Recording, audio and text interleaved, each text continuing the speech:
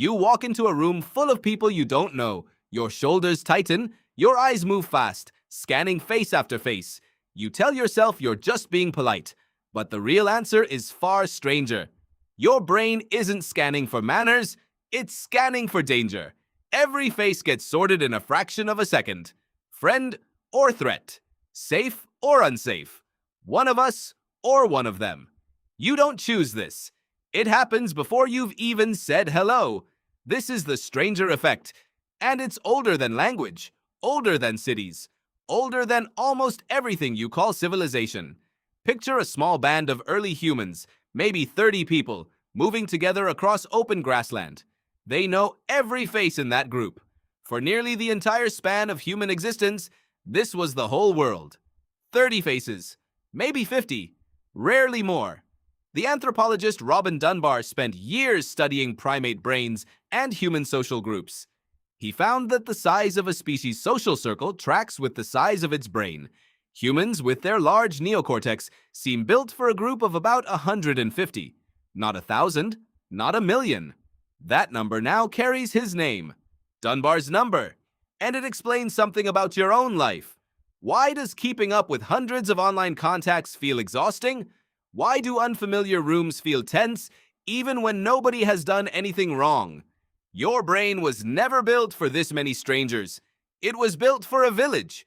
Something fires in the amygdala, a small structure deep in your brain, before your conscious mind has caught up. It's a threat detector. It doesn't wait for evidence. For most of human history, a stranger could mean a rival group, unfamiliar disease, or violence. Bands that stayed alert to new faces survived. You inherited that alertness. It's still running quietly under every introduction you've ever had. But your brain doesn't just fear the unknown. It can learn to love it astonishingly fast, given one simple thing: repetition. In 1968, psychologist Robert Zajonc ran an experiment that reshaped how scientists understood trust. He showed people unfamiliar symbols, some appearing once, others many times. Afterward, he asked which ones they liked more. People consistently preferred the symbols they'd seen most often. Not because they meant anything, simply because they were familiar. Zajonc called it the mere exposure effect. It works on faces just as powerfully as on symbols. Think of a coworker who felt unreadable in week 1. Months of small talk later, that same face makes you relax instead of tense. The face didn't change. Your brain's threat assessment did. But there's a darker layer to this story. In the 1970s, social psychologist Henri Tajfel ran what became known as the minimal group studies. He split strangers into groups using something almost comically trivial: a coin flip, a preference for one painter over another. No history, no real stakes. Almost immediately, people began favoring their own group, growing slightly colder towards strangers on the other side of an arbitrary line. Tajfel's conclusion was unsettling. Human minds don't need a real reason to divide the world into insiders and outsiders. They'll invent one, given almost nothing at all. Why would evolution build a brain this quick to draw lines? Because the stranger walking toward your ancestors' camp genuinely might have meant competition for scarce water, game, or land. A brain that hesitated paid for it with its life. Speed mattered more than fairness, and that bias never disappeared just because you now live surrounded by strangers who mean you no harm.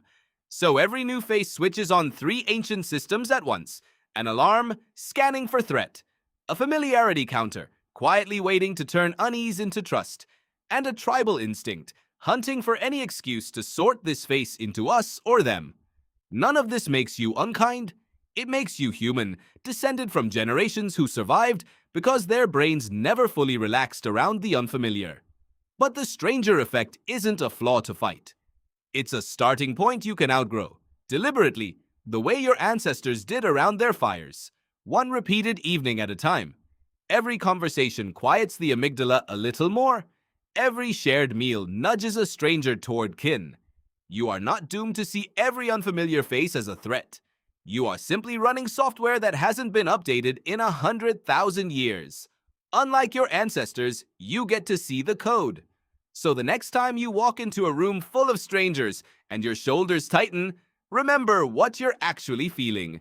Not manners, not mood. 100,000 years of survival instinct, mistaking a stranger for a threat. Because the real answer was never how strange other people are. It was always how ancient the part of you that judges them turns out to be.